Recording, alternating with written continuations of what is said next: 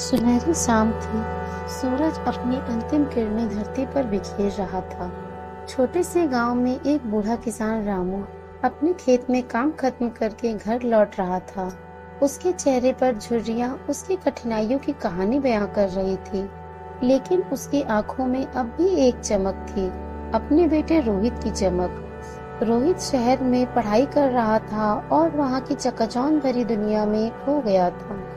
उसने अपने पिता से कई महीनों से बात नहीं की थी। रामू का दिल बेटे की याद में बेचैन था, लेकिन वह अपने बेटे के उज्जवल भविष्य की उम्मीद में जी रहा था।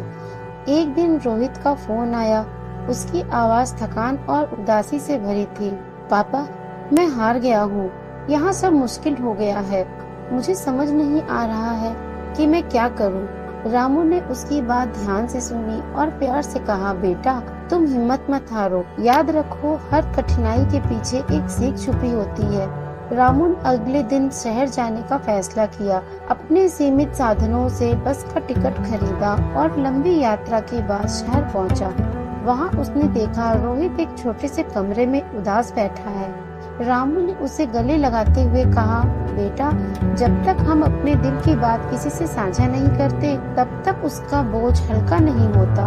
रामू ने रोहित को अपने गांव की कहानियां सुनाई, कैसे उसने हर मुश्किल का सामना किया और कभी हार नहीं मानी। रोहित ने अपने पिता के आंखों में सच्चाई और हिम्मत देखी। उसे महसूस हुआ उसके पिता के अनुभवों में छुपी है।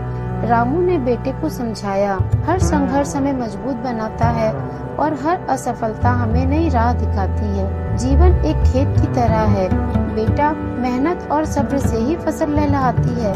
धीरे धीरे रोहित ने खुद को संभाला और अपने पिता के साथ मिलकर अपनी समस्याओं का हल ढूंढा। उसने नई ऊर्जा और विश्वास के साथ अपने सपनों को फिर से जीवित किया। वह दिन रोहित के जीवन का एक महत्वपूर्ण मोड़ साबित हुआ। उसे अपने पिता के अनुभव और प्रेम की गहराई का एहसास हुआ। रामू की सीख ने न केवल रोहित को बल दिया, बल्कि उसे यह भी सिखाया कि सच्ची संपत्ति वही है जो हमें अपनों के साथ जुड़ाव और स्नेह से मिलती है।